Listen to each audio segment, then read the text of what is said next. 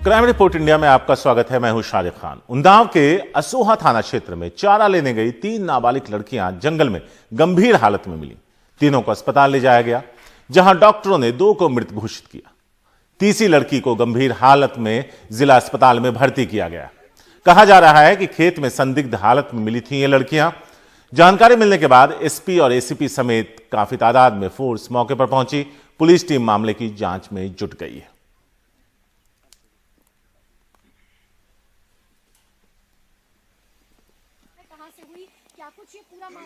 3 लड़कियां अपने ही खेत में जो है बेहोशी के हालात में मिली थी, जिनको हॉस्पिटल में भेजा गया था, जिसमें से 2 की वहां पे डेथ हो गई है और 1 को डिस्ट्रिक्ट हॉस्पिटल के लिए रेफर किया गया है, जिसका ट्रीटमेंट जो है वहां पर चल रहा है। इसमें प्रथम दृष्टया यही चीज़ें संज्ञान में आई है कि ये घास काटने के लिए गई थी और घर वालों ने ना मिलने पे ढूंढने पे ये वहाँ पे पाई गई।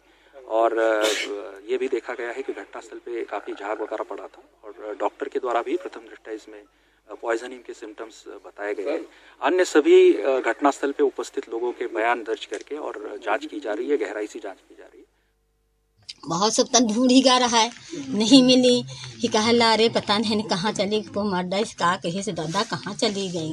तो कहा लगा अरे हम पंचे फिर वैसे ही घूमे न, जो देवी है ना फिर वैसे ही घूमे न, तो फिर वैसे घूमे तो गोहराइश कहला अरे यहाँ आओ देखो 2-3 परी हमें। तब साहब हम होने पहुँचा। हमारी लड़की जो है हाँ। तो उसके कहा स्वासा उसके चलत रहा स्वासा खाली तो घर नहीं रहा है बस और कोई नहीं।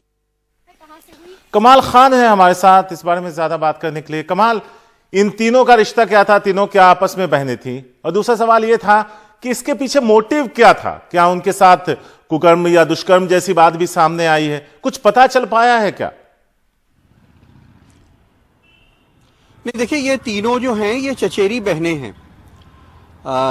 2 चचेरी बहनें हैं, एक और भी रिश्ते में बहन ही लगती है, तो एक तरह से एक ही परिवार की ये बच्चियां हैं। दूसरी चीज, इनके जिस्म पे किसी तरह के चोट के निशान नहीं मिले हैं, किसी तरह के संघर्ष के निशान भी पुलिस कहती नहीं मिले हैं। कपड़े भी ये प्रॉपर पूरे पहने हुए थी, कपड़े वगैरह भी अस्त व्यस्त ऐसे नहीं थे जिससे ये लगे कि इनके साथ कहीं दुराचार हुआ है। दूसरी चीज ये है कि इनका पोस्टमार्टम हो रहा है और जो हमारे सोर्सेज ने बताया है वो ये कह रहे हैं कि उनके गले पे कोई लिगेचर मार्क नहीं है, मतलब गला दबा के मारने जैसी कोई बात नहीं है। जो ये कहा जा रहा था कि उनका दुपट्टा बंधा है गले में या हाथ पैर बंधे थे, इसका भी कोई विटनेस नहीं मिला है जो बताए कि वो बांधी गई थी। लेकिन जो शुरुआती इंडिकेशन है पोस्टमार्टम की रिपोर्ट से ये बताया जा रहा है कि ऐसा लग रहा है कि वो अभी रिपोर्ट आई नहीं है, लेकिन ऐसा कह रहे हैं हमारे सोर्सेस कि ये पॉइजनिंग से उनकी मौत पता चल रही है। तो इसका मोटिव जो है पोस्टमार्टम रिपोर्ट एक बार बाहर आ जाती है उसके बाद ये देखना पड़ेगा कि क्या इन लोगों ने गलती से कोई ऐसी चीज जंगल में खा ली जो जहरीली थी जिससे मौत हो गई, या किसी ने इनको जहर दिया, या इन्होंने सुसाइड किया। 3 चीजें हो सकती हैं। तो जो फॉरेंसिक टीम वहां पे पहुंची है उसने वहां पे नमूने वगैरह जमा किए हैं। जो उनके परिवार के लोगों से, रिश्तेदारों से, गांव के लोगों से जो पूछताछ तफ्तीश हो रही है इसकी तह में जाने के लिए, और पोस्टमार्टम रिपोर्ट आने के बाद जांच में शायद और कुछ चीजें सामने आ पाएंगी।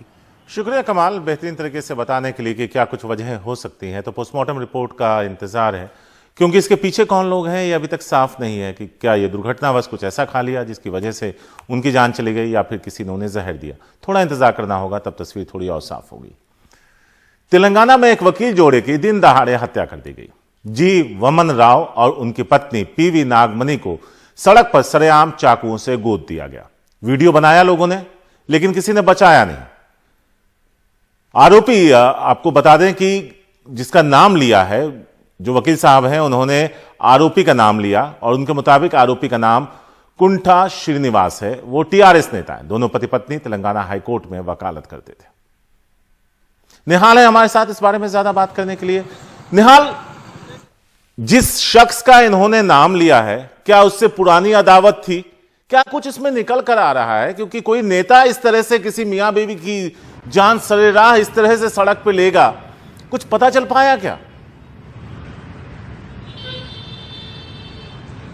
देखिए, पुलिस की तरफ से जो जानकारी मिली है उसके मुताबिक जिस शख्स का उसने नाम लिया है उसके साथ उसका एक पुराना विवाद चल रहा था। मंदिर की एक जमीन है, उसके साथ विवाद था और इसी सिलसिले में वो करीमनगर के जा रहे थे। कलवा चरली जगह का नाम है जहां पर ये सब हुआ है, ये हत्याकांड हुआ, वहां करीमनगर जा रहे थे और वहां पर इस हत्याकांड को सोची समझी रणनीति और पूरी साजिश के तहत उन्होंने इसको अंजाम दिया है। तो ये बहुत बड़े, दोनों जो दंपति हैं बहुत बड़े सोशल एक्टिविस्ट थे, सामाजिक कार्यकर्ता थे, आरटीआई एक्टिविस्ट थे।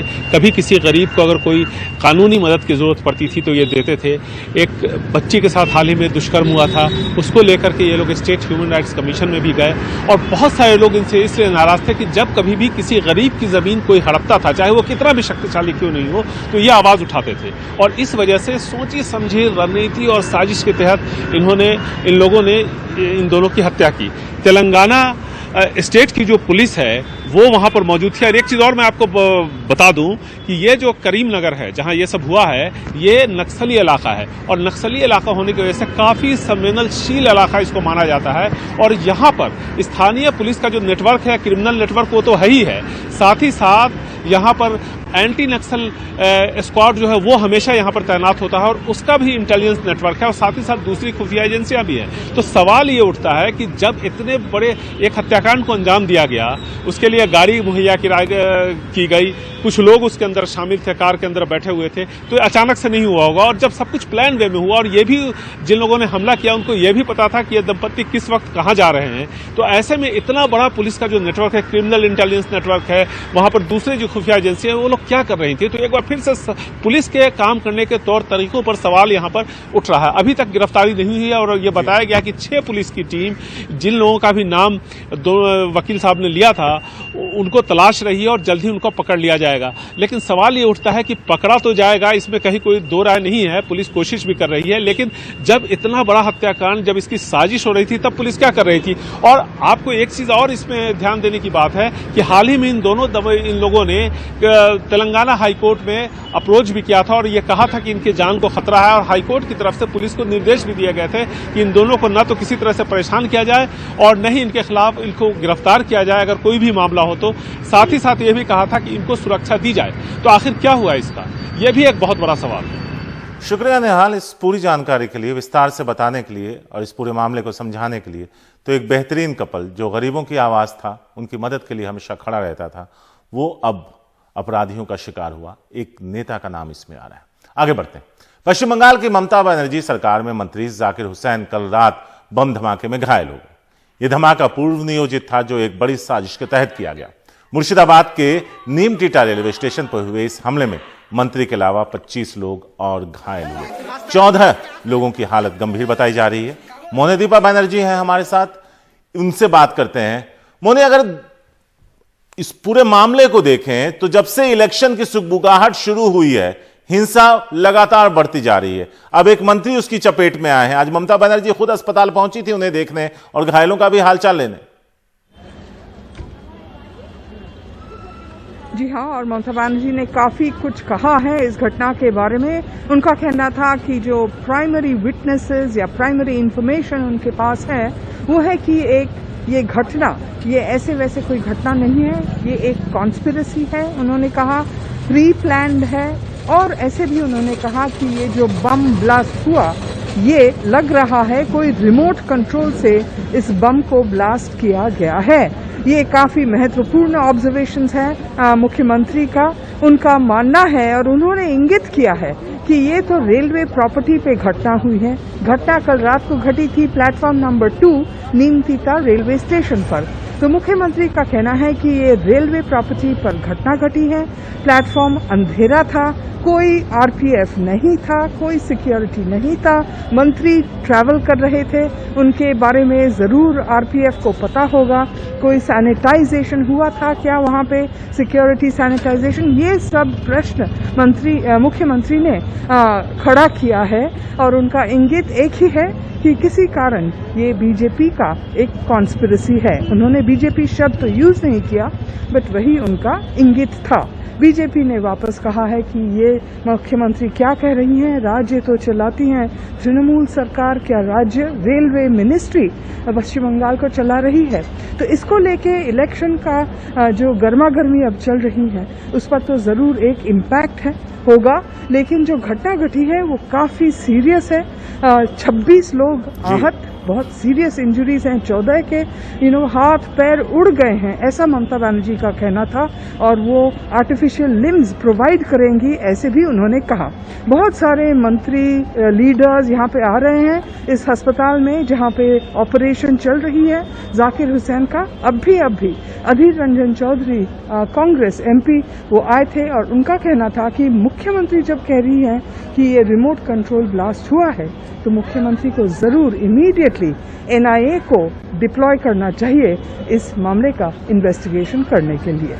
शुक्रिया आपका बहुत बहुत इस पूरी जानकारी के लिए। तो जैसे जैसे चुनाव की तारीखें, जिसका ऐलान अभी तक नहीं हुआ है, लेकिन इलेक्शन की जो गर्माहट है वो बढ़ रही है, वैसे वैसे हिंसा का दौर भी लगातार बढ़ता जा रहा है। अब एक मंत्री उसकी चपेट में आया। वक्त एक छोटे से ब्रेक का है। ब्रेक के बाद बताएंगे कहां से मिला कारतूसों का जखीरा।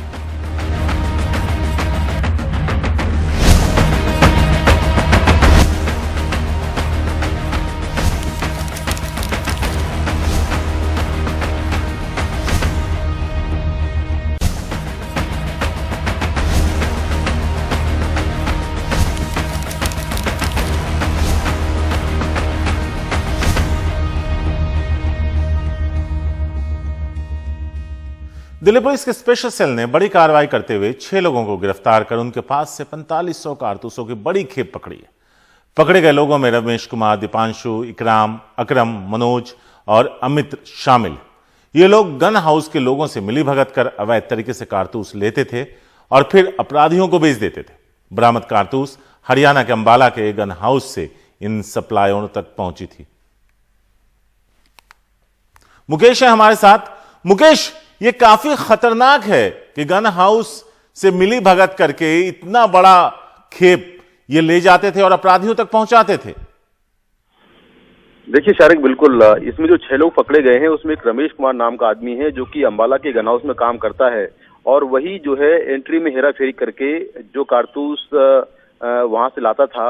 और यहाँ पर जो 3 लोग हैं, जिसमें अकरम है, इकराम है और मनोज है, ये इन 3 लोगों को यहाँ पर कारतूस देता था। और फिर बाद में ये कारतूस जो दिल्ली के गैंगस्टर हैं या दिल्ली के अलावा आसपास के राज्य हैं वहां पर जो बदमाश हैं उनको ये लोग कारतूस बेचते थे। एक कारतूस जिसकी कीमत 80 रुपए होती थी, उस कारतूस को ये 150 रुपए से 200 रुपए में बेचते थे। और ये जो काम है ये पिछले कई साल से चल रहा है। रमेश जो है पिछले कई सालों से ये काम चल रहा है। अकरम और इकराम दोनों भाई हैं और ये भी एक गन हाउस में हथियारों की सर्विस का काम करते हैं। इन्हें भी गिरफ्तार किया गया है। जो दीपांशु है वो दिल्ली का रहने वाला है और वो दिल्ली में कारतूस लेने आया था, उसे पकड़ा गया है। तो कुल मिलाकर जो सप्लायर्स हैं, सप्लायर से लेकर डिस्ट्रीब्यूटर तक की पूरी चेन को पुलिस ने पकड़ा है। 14 फरवरी को पहली अरेस्टिंग हुई थी जिसमें दीपांशु और मनोज पकड़े गए थे और दीपांशु और रमेश पकड़े गए थे, और उसके बाद ये बाकी के लोग जो है पकड़े गए हैं। तो इस तरह से काफी बड़ा एक पुलिस ने एक बड़े जो इलीगल कारतूस बेचने वाले एक रोग का भंडाफोड़ किया है और करीब 4500 कारतूस पकड़े हैं। अपने आप में बहुत बड़ी बरामदगी है और पुलिस इस गैंग के और जो लोग शामिल हैं उनकी भी तलाश कर रही है। शुक्रिया मुकेश इस पूरी जानकारी के लिए।